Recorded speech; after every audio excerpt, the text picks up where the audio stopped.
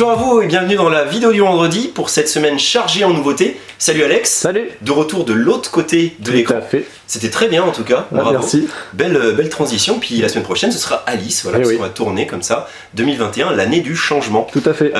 On commence avec les soldes très vite, juste pour vous dire, vous êtes certainement au courant, ce sont les soldes et on solde également des jeux à partir de moins 40%. Donc il y a du choix, il y en a ici, il y en a sur la table à l'entrée du magasin, n'hésitez pas à venir faire un petit tour. Vous le savez, l'actualité ludique fait qu'il y a beaucoup de jeux qui sortent, donc il y a des très bons jeux qui passent à la trappe et il y a des très bons jeux qui sont soldés, voilà.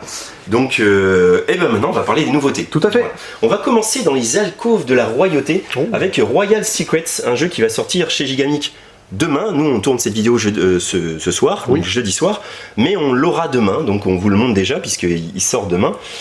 C'est un jeu de fourberie, mais ça se traite très bien par rapport au thème. On va essayer d'aller quémander des faveurs auprès du roi, ici, comme tu peux le voir, on ouvre la porte. Moi je trouve que l'univers est très bien rendu. Et auprès de la reine, hop, on ouvre la porte. Et là, ici, des faveurs qui sont installées. Et dès que les faveurs sont prises, on va révéler des nouvelles faveurs. Le jeu va se jouer en 7 tours. Ces faveurs indiquent un numéro ici. Et vous avez votre petit paquet de cartes à votre couleur. Donc moi je suis joueur vert parce que j'ai mon petit pupitre vert dans lequel je mets mes points de victoire, vous voyez. Voilà, c'est super chouette. Et j'ai mes courtisans que je vais envoyer et qui ont des valeurs d'influence. Et ça, c'est la valeur d'influence qu'il faut atteindre au total quand tous les joueurs auront joué sur les différentes chambres, soit du roi ou de la reine. Au début, on va décider où on se place, voilà. Ça va être décidé par ce petit doigt, comment dire, je donne la parole à, et voilà. Et ensuite, toi, tu vas dire je me mets là, et toi, tu vas dire je donne la parole à, et ben moi, je vais me mettre là. Et ensuite, chacun va jouer des cartes, alternativement, deux cartes, soit cachées visibles, soit visibles cachées. Donc, il y a une partie qu'on ne sait pas. Et il y a des cartes qui font 0. Et il faut atteindre au moins cette valeur-là, exactement, pour pouvoir avoir la faveur. Et c'est celui qui aura le plus participé qui gagnera la faveur en question. Et on gagnera tous des points de victoire. Donc il y a ce côté d'un jeu qui n'existe plus chez Yellow et qu'on nous demande de temps en temps, qui s'appelle Sans Rancune. On va un peu coopérer, donc un peu coopératif mais pas trop, pour atteindre ça, pour l'avoir, pour essayer d'être celui qui en aura le plus, ou alors mettre des bâtons dans les roues de ceux qui voudraient ça pour leur faire jouer. Par exemple, alors il y a la petite carte du valet. Le valet, lui, il va faire 0 et il va pourrir la chambre d'à côté.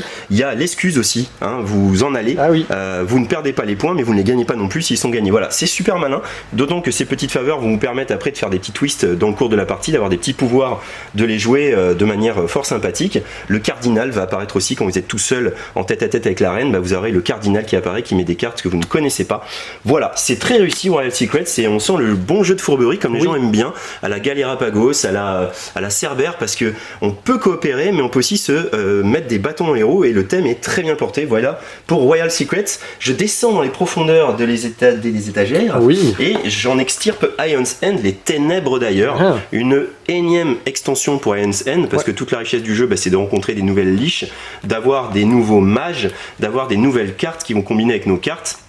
Ion's End, c'est certainement un des meilleurs jeux de deck building qui existe, en tout cas le plus expert, maîtrisé qui soit, il est toujours vivant de plus en plus avec toutes ces extensions qui sortent. Voilà, Ténèbres d'ailleurs est disponible.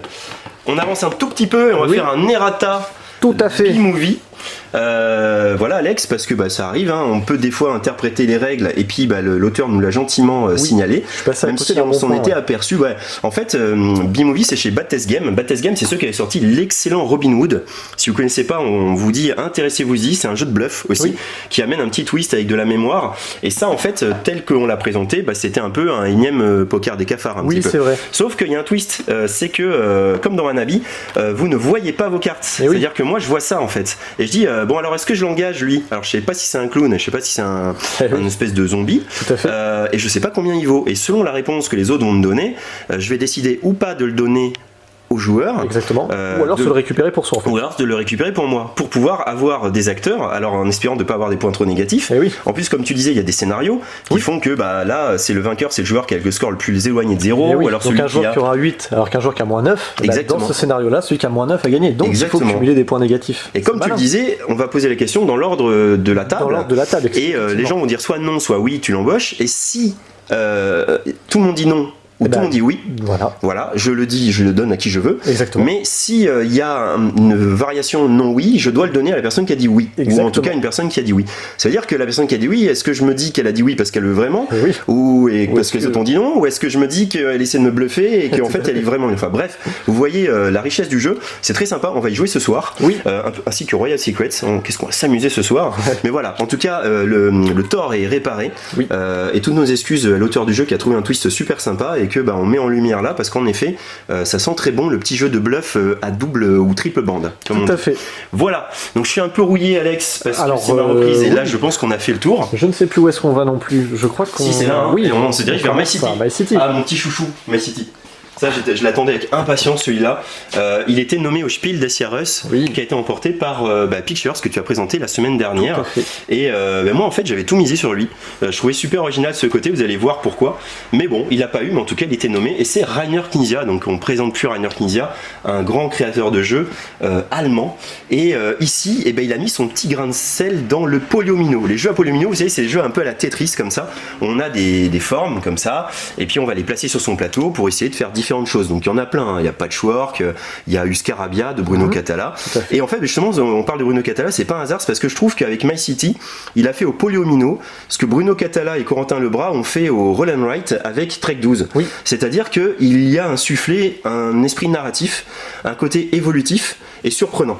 Donc en gros, My City commence de manière classique sur votre petit plateau.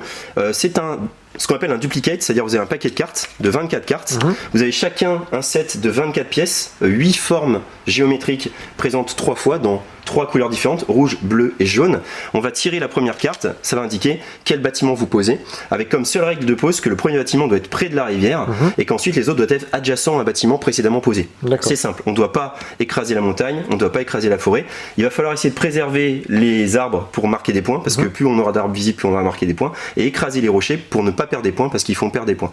Voilà, et on va se faire ça, se placer tout ça, jusqu'à ce que soit on décide de passer, un peu comme dans le même jeu Rainer Knizia, tu sais, ce jeu Lama, tu peux à tout moment dire j'arrête de jouer parce que tu vois que les formes qui te restent, t'arriveras pas à les placer, donc tu dis non, ça sert plus à rien, ou alors tu peux continuer. Et si jamais une forme ne te plaît pas, tu décides de ne pas la placer, tu perdras un point de victoire.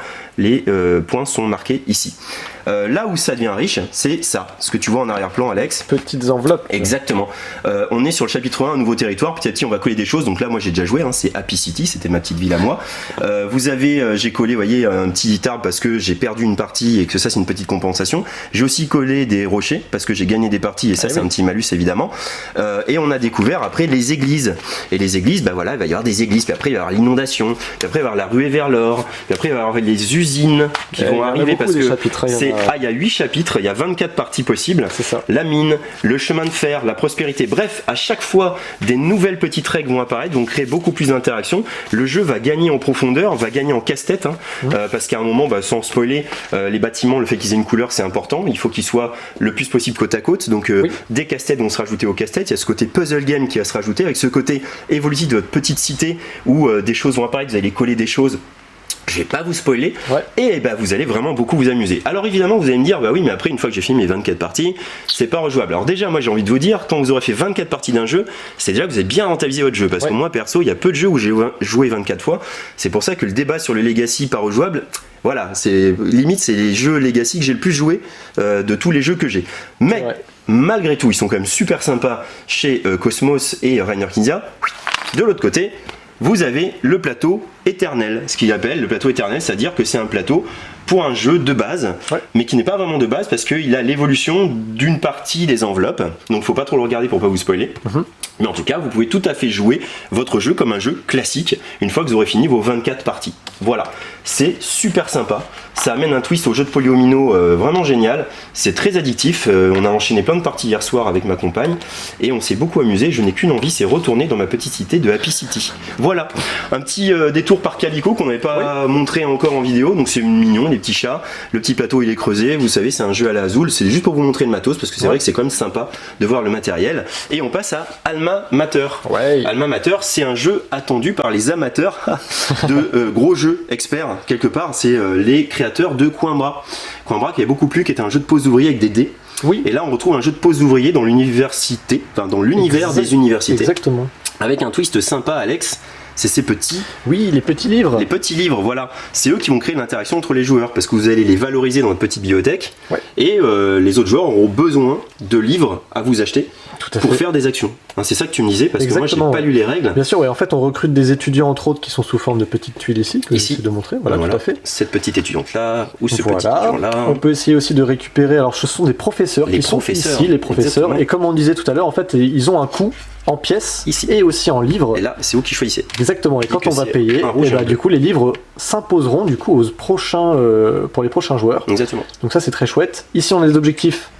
On voit marqué A, B et C. Ce sont les petites tuiles que vous allez pouvoir aussi remplir. On a ici des érudits qui vous donnent des petits pouvoirs particuliers. Il y a plein de choses. C'est pas celle-là de 2 points, mais quand même, c'est très riche. Parce qu'en fait, là, je vous montre quand même, il y a une petite barème ici. On voit en bas ici la piste de tour et en dessous, vous avez un petit récap de ce qu'on va faire pendant la tour, et en fait il y a pas mal de choses, quoi. C'est du petit placement d'ouvriers, mais il y a tellement d'emplacements possibles. Beaucoup d'actions à faire. Et puis cette piste là, la bonne idée c'est pour la variété du jeu, c'est que cette piste elle est constituée de différentes cartes qui vont être mises de manière aléatoire selon les parties, et vous allez essayer d'avancer sur ces pistes là, récupérer des bonus, valider des livres, etc. Enfin bref, si vous êtes amateur de ce genre de jeu, vous sentez que ça vous parle parce que vous vous sentez frémir à l'idée de faire tout ça. Si vous aimez les jeux où on se prend moins la tête et où vous n'allez pas dépasser l'heure et demie de jeu, alors peut-être c'est pas le jeu fait pour vous. Mais en tout cas, c'est de la qualité, ça c'est sûr. C'est Gerspiel, c'est ceux qui avaient fait Coimbra, donc autant dire que c'était très attendu par les experts du jeu de société. Tout à fait. Voilà. On va passer à Renature. Ça aussi, j'aime beaucoup Renature. C'est Wolfgang Kramer et Michael Kissing. Alors ça, c'est un duo ultra connu, et au moins vous en connaissez un, c'est celui qui a fait Azul. Voilà, donc Renature, c'est un jeu de domino. Alors une espèce de plaine comme ça, vous allez essayer de repeupler d'animaux. Ces animaux sont des dominos que vous avez donc sous forme de très jolis dominos, le matériel est vraiment magnifique. Maintenant, pose de domino classique, vous allez poser des dominos et vous voyez qu'il y a des terrains, tu vois, là tu as des terrains de terre comme ça, qui sont vides, alors des terrains de 2, de 3, de 4, de 5, de 6, ça monte jusqu'à un terrain de 13 ici. Et ça, ce sont les terrains dans lesquels on va essayer de prendre des majorités, parce que quand tu as posé un domino à côté d'un terrain, tu vas avoir le droit de prendre un de tes petits pion ici, qui est soit un petit arbrisseau comme ça, enfin plus un buisson. Là tu as un arbre un peu plus grand, encore un arbre plus grand et un arbre très grand. Un qui vaut 1, un qui vaut 2, un qui vaut 3, un qui vaut 4. Ce sera en fait ton influence dans cette zone là.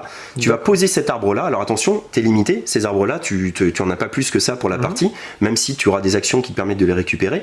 Et à un moment quand la zone sera entièrement fermée, alors le joueur qui a fermé la zone déjà récupérera des petits points bonus, et ensuite on fera un calcul de majorité. Qui a le plus, et celui-là remportera un certain nombre de points déterminés par la taille de l'endroit en question. C'est très malin parce qu'on va retrouver comme dans Las Vegas des choses neutres, un peu comme les dés neutres dans Las Vegas qui t'embêtent toi-même. Tu vas avoir des arbres neutres que tu es obligé de placer à la fin de la partie, sans ça tu perds des points. Et ces arbres neutres, tu vas essayer de les placer pour embêter les autres, forcément. C'est un jeu très frontal, très malin, avec un système de petits nuages que tu as qui vont te permettre de faire des actions bonus, notamment changer l'animal joker. Pourquoi ? Parce que l'animal joker, c'est l'animal sur lequel on va pouvoir coller n'importe quel domino.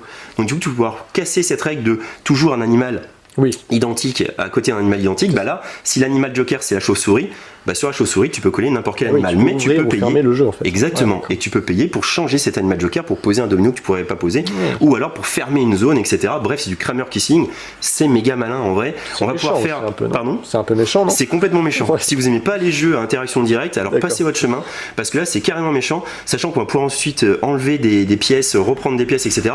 Vraiment le jeu méchant, enfin en tout cas beaucoup d'interactions. Ça c'est clair. Carrément. Mais Renature c'est un petit bijou, voilà. Et puis c'est un truc très apaisé. Tu vois, c'est comme Noé. Tu vois le truc, tu dis ça a l'air apaisé, puis après tu joues et c'est pas dans ta face. Voilà. C'est des crasses, quoi. Ça c'est Renature. Draftosaurus, je vais passer très vite parce que tu l'as présenté de main de maître à la fin de notre vidéo en exclusivité, puisque maintenant on essaiera à la fin de chaque vidéo de vous faire une petite exclue sur un jeu qui n'est pas encore sorti. Voilà, donc voilà le matériel. Marina qui va reprendre ces petits personnages qui avancent, qui vont en fonction de celui qu'on a drafté aller chercher des petits points de victoire. Et puis là c'est pareil, vous avez posé ces petits oiseaux là qui vont déclencher dans leur nid des petits pouvoirs. Là j'ai 7 points de victoire direct. Là je fais naissance d'un nouveau dinosaure que je vais récupérer et mettre dans mon parc. Ça va comboter, ça va amener un peu plus de richesse. Elle est assez attendue cette extension, cette double extension elle est très attendue, on a déjà beaucoup demandé. C'est vrai parce que quand on a joué à Draftosaurus ça peut se répéter, même si plateau est recto verso. Avec ça on sent qu'on va avoir bien plus de dilemmes, bien plus de choix et bien plus de manières de marquer des points. Voilà. Un grand classique, très attendu par ceux qui le connaissaient, parce qu'il y en a peut-être qui l'ignoraient. Carcassonne, à un moment, il y avait une boîte qui s'appelait Carcassonne à la préhistoire. Et c'était une boîte très appréciée des joueurs de Carcassonne, parce que elle avait dans sa simple boîte beaucoup de richesse, beaucoup plus de richesse que Carcassonne dans sa simple boîte. C'est sûr que Carcassonne avec toutes ses extensions est très riche, mais si vous ne prenez que la boîte Carcassonne de base, alors Carcassonne chasseur et cueilleur est bien plus riche. Pourquoi ? Parce que va y avoir plus d'interactions, vous allez poser des huttes sur les rivières pour récupérer les poissons que vous avez créés, vous allez avoir dans les forêts des animaux, et là il y a un côté, on va pas devoir agrandir la forêt à fond, puisque celui qui la ferme récupère des points de victoire. Donc ça va casser les routines de jeu de Carcassonne. Bref, c'est vraiment le Carcassonne le plus apprécié et il était fort attendu qu'il soit réédité. Il est très bien réédité, il s'appelle maintenant Chasseur et Cueilleur. Si vous n'avez pas de Carcassonne, c'est par là certainement qu'il faut commencer, parce que vraiment vous avez un jeu très riche. Si vous ne comptez pas acheter toutes les multiples extensions qui existent, si vous avez déjà Carcassonne, ça peut vous faire une petite boîte dans la lignée des Carcassonne Amazonie, etc. Mais c'est certainement le plus réussi de tous les Carcassonne standalone. Voilà, bravo à Carcassonne et à Zenman Games d'avoir ressorti cette excellente mouture de Carcassonne.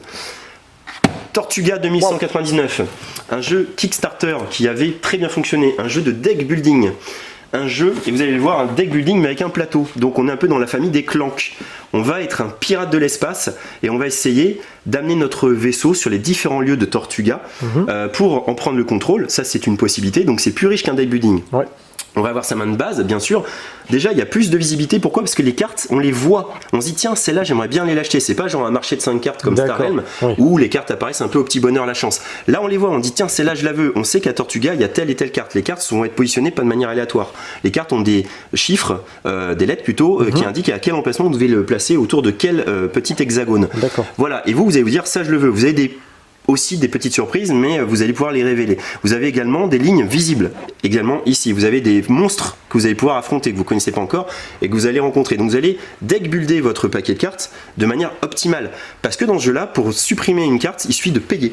On n'a pas besoin d'une carte qui dit vous pouvez défausser une carte de votre main, il suffit de payer. Je paye 2 et je peux détruire la carte de ma main. Donc vous pouvez vraiment customiser votre paquet avec une grande liberté, avec beaucoup d'interactions, parce que votre vaisseau il va se déplacer, il va prendre des majorités dans les différents hexagones pour avoir le pouvoir des hexagones. Alors tu vois la richesse du jeu quoi. On est loin du deck building simple, on est un deck building Clank. Plus même, et vous allez pouvoir vous faire la guerre entre vaisseaux, vous allez pouvoir vous chasser les uns les autres à coups de cartes, vous allez vous combattre, donc vous allez customiser votre paquet de cartes, agressif, pas agressif, défensif, prise de contrôle, aller chercher les monstres que vous allez recruter, bref, Tortuga, si vous aimez les jeux de deck building comme nous, ça fait bien saliver, ça donne bien envie, et il y a déjà une extension parce que c'était un Kickstarter pour jouer à 5 joueurs avec un nouveau vaisseau et des nouvelles tuiles de lieu. Voilà pour Tortuga 2199. On file du côté des jeux à 2 joueurs. L'actualité est chargée, hein. Plutôt. J'ai une reprise mouvementée, hein. La marche du progrès. Tout Tomatoes Game édité par Matago, un micro-jeu de guerre, tout est dit. C'est un jeu d'affrontement où vous allez pouvoir jouer plusieurs différentes guerres, donc plusieurs scénarios différents avec différentes conditions de victoire, différentes cartes. Mais c'est un jeu un peu de majorité, d'influence sur ces cartes-là qui sont au centre. Vous allez passer vos dés, améliorer leurs valeurs, les envoyer ici, envoyer en plus avec des combattants.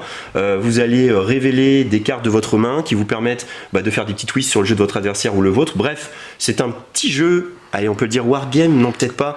Je sais pas. En tout cas, c'est un jeu de guerre. Voilà, c'est un jeu de guerre minimaliste pour 2 joueurs. Voilà, très sympathique, qui plaît énormément et qui avait bien fonctionné aux États-Unis et qui a sa version française maintenant pour les joueurs qui aiment ce style de jeu. Voilà. Surtout le côté historique, quand on aime 13 jours, 13 minutes aussi. Des choses comme ça. Watergate. Et Watergate, exactement. Hop. Du côté de Crime Zoom, on vous annonce cette nouveauté qui n'en est peut-être pas vraiment une parce qu'en fait on a raté la sortie. Mais on l'avait pas et maintenant on peut vous le dire, c'est sorti, un écrivain mortel chez Crime Zoom qui est vraiment une boîte excellente, hein, c'est eux qui avaient sorti sa dernière chance, voilà. Le principe c'est qu'on va mettre des cartes qui vont faire un dessin et ensuite on va retourner ces cartes et enquêter. Et Alice vous présentera la semaine prochaine 2 nouvelles boîtes Crime Zoom qui sortent. Ça fait que la gamme grandit certainement. Antoine, qu'est-ce que vous faites là? Mais surtout toi, qu'est-ce que tu fais là? Eh bien, je suis une rencontre aléatoire. Salut YouTube, salut Alex, salut Thomas. Que fait-on lorsqu'on rencontre une rencontre aléatoire? On lance un dé. Mon Dieu. C'est une réussite critique. Oh, c'est incroyable, mais que se passe-t-il lorsqu'il y a une réussite critique? Eh bien, je regarde mon tableau. Réussite critique. ça me dit que c'est une introduction beaucoup trop longue pour vous parler de la gamme Pathfinder qui est arrivée cette semaine, c'est exactement ça.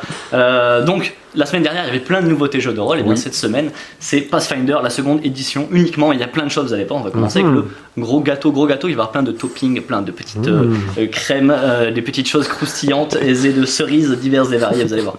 Donc le guide du maître, le guide du maître c'est l'arme ultime du MJ. Évidemment. MJ un petit peu expérimenté quand même, ça s'adresse plutôt à des MJ expérimentés. Dedans on va trouver tout un tas d'outils, tout un tas de conseils pour créer vos propres campagnes, vos PNJ, personnages non joueurs, des objets magiques, des malédictions, voilà, tout ce qui est un petit peu difficile à créer quand on débute. Et bien là-dedans on va avoir plein de conseils, aussi des situations particulières, des courses-poursuites, des voyages. Tout est là-dedans. Très bien. Alors on parlait de réussite critique. Que se passe-t-il lorsqu'on fait une réussite critique? Hop là, on va aller piocher une petite carte là-dedans. Donc ça c'est le deck de coups critiques. Ça vraiment c'est le cadeau pour les joueurs plutôt. Puisque en tant que joueur, quand je vais faire une réussite critique, je vais piocher une carte et je choisis un effet. Peut-être que je vais couper le gobelin en deux ou que je vais lui arracher la main. Voilà, des choses joyeuses. C'est des gobelins, c'est fait pour. Tout à fait. Mais il y en a aussi pour le MJ à nouveau, puisqu'il y a le deck d'échecs critiques. Et là c'est quand un joueur fait un échec critique. Il va tirer, le MJ va tirer une carte et il va se passer une chose horrible. Pour le joueur, il va peut-être être maudit ou il va saigner, etc. Et bien pour ça, il va recevoir un état. Et là, on a le petit deck d'état, mais c'est fou, à croire que tout a été bien pensé. C'est fou, ça. Ça a été très très bien pensé, tout ça. Voilà. Énormément de cartes pour tous les états de fatigue, de malédiction. Voilà, il y en a un énorme paquet. Le deck de poursuite. Et le deck de poursuite en fait c'est un deck bien spécifique. Dedans nous allons trouver des cartes lors des courses poursuites dans Pathfinder la seconde édition. Vous allez pouvoir tirer des cartes de lieux de direction. Donc peut-être est-ce que je vais escalader cette maison ou plutôt passer dans les buissons épineux. Je vais pouvoir choisir faire des jets de caractéristiques et aller prendre des avantages ou des désavantages bien sûr. Ensuite, les cartes de sorts. Les cartes de sorts, c'est quand même très utile dans Pathfinder, vu que c'est un jeu où il y a énormément de sorts. Et plutôt que faire des allers-retours dans le livre, plutôt que prendre des petites notes en pattes de mouche dans le coin de sa feuille de personnage, on va aller chercher les cartes des sorts que l'on possède. Alors là, on a tout, les cartes de sorts arcaniques, occultes, divins, focalisés et primordiaux pour les druides, bien sûr. Super, qu'as-tu à nous présenter, monsieur PNJ? Dernière chose, et pas la moindre, les cartes de bataille du bestiaire. Alors ça c'est vraiment très sympathique, ça va plaire aussi bien aux joueurs qu'aux MJ.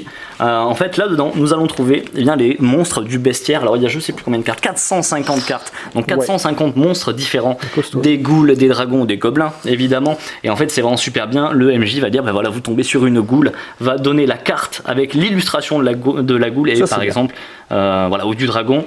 En plus, les illustrations de Pathfinder seconde édition sont magnifiques, donc on se régale.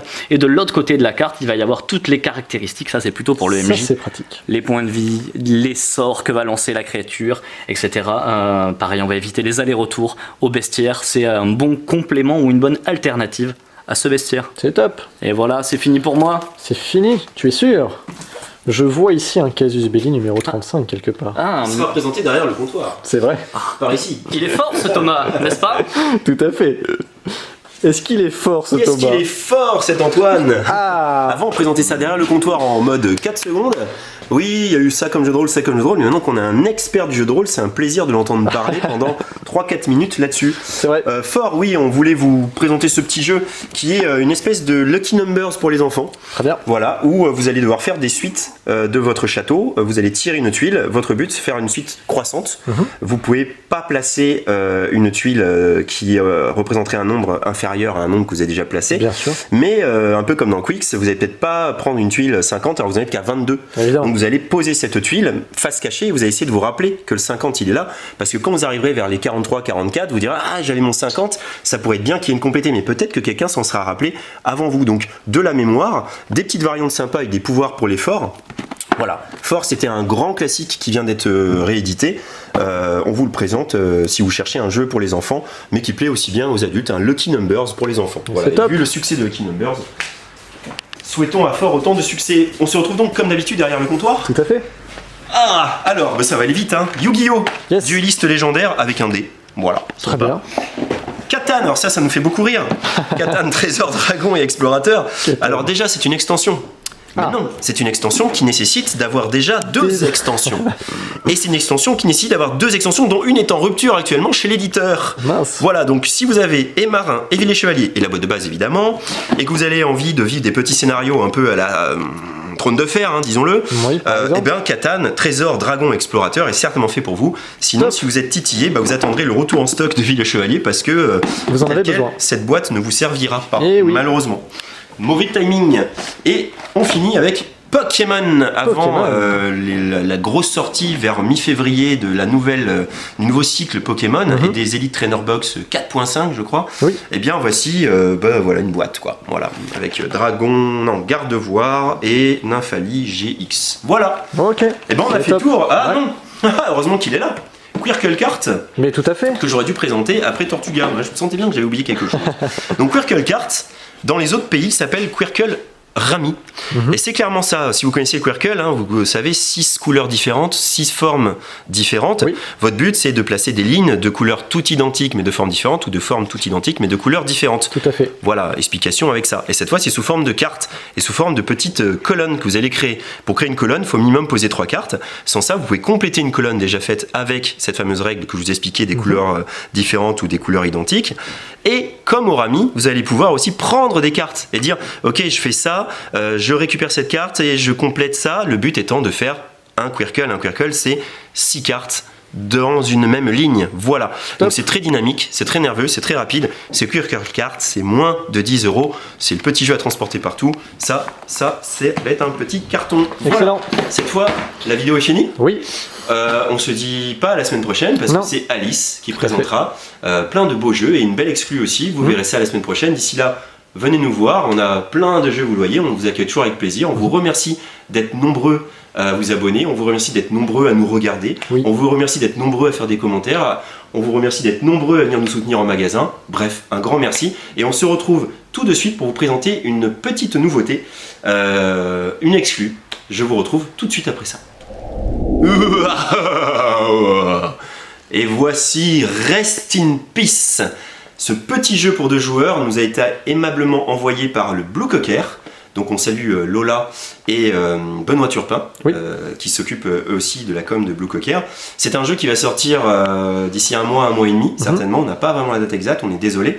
C'est un jeu pour 2 joueurs, c'est un jeu dans l'univers des fantômes et des châteaux et des manoirs hantés. Et regardez déjà rien que la boîte, on l'ouvre comme ça et on est déjà dans le thème parce qu'on l'ouvre comme un petit cercueil comme ça. Voilà, c'est très très bien fait avec plein de petites explications sur les côtés de la boîte, du créateur de jeu, de l'illustrateur, etc. Voilà, c'est Rest in Peace et moi je vais vous l'expliquer un petit peu comme ça pour vous donner envie si vous sentez que ça peut être un jeu pour vous parce que les jeux à 2 c'est très demandé. Alors on est clairement dans la famille des Shoten Toten, on en parlait Alex, comme Anamikoji, comme enfin plein de jeux en fait qui sont des jeux d'affrontement où on va chacun de son côté poser des cartes pour essayer de récupérer ça. Et ça c'est quoi, vous le voyez, ce sont soit des manoirs, soit des châteaux. Il y a 6 manoirs et 4 châteaux. Le but, ça va être de récupérer soit, et j'oublie à chaque fois, donc je vais le regarder, 4 manoirs, ouais je crois que c'est ça, donc 4 manoirs ou 3 châteaux, voilà, pour gagner. Comment on va se récupérer ça? Alors les cartes vont être faites vraiment dans cet ordre-là. Vous verrez que le jeu a beaucoup de profondeur, mais là on est sur la version de base, c'est-à-dire ces cartes-là, les cartes médium, on les appelle, c'est proposé par le créateur de jeu de prendre celles qui ont des petits numéros, tu vois, je sais pas si tu peux zoomer, on voit un 1 ici, un 2 là, un 3 là, donc on va les prendre jusqu'à 9 et la 10e est toujours la carte, cette carte-là, la carte médium 10, voilà. Maintenant on a un petit paquet de cartes. On a le même, toi et moi. Toi, tu as le paquet vert, voilà, et moi, j'ai le paquet bleu. Les chiffres pairs et impairs sont déterminés, tu vois, tu as une petite chauve-souris pour les chiffres pairs et un petit serpent pour les chiffres impairs. Moi, j'ai la même chose. C'est bien ça. Ouais, c'est lié à certains petits pouvoirs, des choses comme ça. On a le même nombre de cartes et on a la même répartition des cartes dans notre paquet cartes. Sauf qu'on va piocher 5 cartes. Et qu'ensuite, on va s'affronter déjà sur ce premier manoir. Alors, ça pourrait être un château, ça a été déterminé aléatoirement. Bien sûr. Je vais poser des cartes qui me permettent d'avoir une valeur et toi tu vas soit décider d'essayer de battre cette valeur, voilà, donc c'est un peu un jeu d'enchères quelque part via les cartes, soit tu vas dire ok non je laisse tomber ou à un moment je vais mettre un 1, toi tu vas mettre un 3 et moi je vais dire ok non je te le laisse. Quand tu gagnes le lieu, tu récupères le petit jeton, hein, et on se rappelle qu'il faut un certain nombre de jetons manoir et un certain nombre de jetons château pour gagner, mais le perdant, lui, il récupère la carte médium. Donc il y a ce côté, c'est comme sympa de perdre aussi, et de perdre à des bons moments, ou en tout cas de ne pas laisser gagner l'adversaire quand ça lui reste de gagner, mais quand on a un peu de marge, pourquoi pas se faire la petite carte médium qui va faire des petits twists dans le jeu, que tu vas pouvoir jouer comme des fois une carte normale, parce que tu vois qu'ici si je récupère cette carte là j'ai un 2 supplémentaire, ici j'ai un 3 supplémentaire, ou des fois là je vais pouvoir regarder dans ton jeu, je vais pouvoir te forcer à jouer une certaine carte, enfin bref, ça c'est toute la richesse du jeu, elle est là, vous voyez, toutes les cartes sont là, ça c'est très très bien fait, tout est très bien fait, les règles sont très bien écrites, voilà, ça c'est de niveau 1, c'est celle que vous voyez en fait, enfin plutôt les cartes niveau de base, voilà, que vous voyez, donc tu l'auras pas, Tati et tu l'as, révèle-toi, donc ça c'est tous les petits pouvoirs qui sont liés à... Et après on arrive à niveau 1, et là ça devient de plus en plus, avec plein de petites synergies, de combos bien sympas, niveau 2, alors là on est dans encore plus, et alors niveau 3 et niveau 4, vous voyez la richesse du jeu, déjà il a bien réfléchi son jeu le garçon, et c'est vraiment très très agréable, parce que il y a toujours cette envie d'acquérir le château, le manoir évidemment, mais aussi cette envie d'avoir la carte, mais aussi ce besoin de faire cracher aussi pas mal de cartes à son adversaire. Derrière on repioche que 2 cartes, donc si tu as claqué plein de cartes parce que tu voulais absolument cette carte médium, tu vas repiocher que 2 cartes derrière. Alors évidemment tu as des trucs qui vont piocher plus, tout ça c'est lié aux différents petits médiums. C'est tout, mais là aussi le petit côté sympa, j'ai oublié de dire, quand tu perds le manoir ou le château, tu as le droit de mettre une carte ici. D'accord. Face cachée. Ok. On sait pas ce que tu as mis, et c'est important, pourquoi? Parce que ça c'est un tiebreaker, ce qu'on entend par là c'est départageur d'égalité. Donc s'il y a une égalité à la fin des 9 cartes médium, celui qui aura mis le plus sur la carte 10, il l'emporte finalement. Donc ça aura valu le coup de temps en temps de perdre pour aller influencer cette 10e carte au cas où elle ait lieu. Mais évidemment tu peux tout mettre pour qu'elle n'ait pas lieu et que tu aies réussi à gagner la partie avant qu'on y soit arrivé. Voilà. On est dans la famille des Schotten Totten, mais avec vraiment plein de petits twists, plein de petites subtilités, plein de petites finesses et de petites richesses. Un jeu qui a été très bien travaillé dans son look, toujours très agréable. La petite aide de jeu, recto verso, voilà, pour vraiment avoir une visibilité sur tous les pictogrammes. Alors c'est comme tous les jeux comme Res Arcana, tout ça. Au début ça vous paraît très abscon, mais après une première partie, ça paraît très clair. Tout le vocabulaire du jeu paraît très clair par ces petits dessins. Et voilà, donc un jeu pour 2, c'est très demandé, le jeu pour 2. Ça va être très réussi, en tout cas c'est très réussi, mais en tout cas on leur souhaite beaucoup de réussite quand ça va sortir officiellement dans les boutiques. Nous, on en fera, et on attend vos commentaires si vous êtes intéressés ou pas. Voilà. Super. Et ben voilà, la vidéo est vraiment finie, ça c'était le petit teasing habituel. Maintenant Alice vous en fera un aussi la semaine prochaine. Moi je vous donne rendez-vous plus tard, et aussi pour une petite vidéo spéciale qu'on va tourner avec Alex sur des jeux comme les échecs. Voilà, ça s'appellera 5 jeux comme les échecs. Les échecs c'est très demandé actuellement, et puis on s'est dit qu'il y avait plein de jeux très intéressants modernes qui vont reprendre ce petit côté échec, et que peut-être ça vous intéresserait de les découvrir. Donc on vous les présentera dans une petite vidéo qui sera présentée d'ici une dizaine de jours. Voilà, d'ici là amusez-vous bien, et à bientôt chez Jeux des Cartes Bordeaux bien sûr.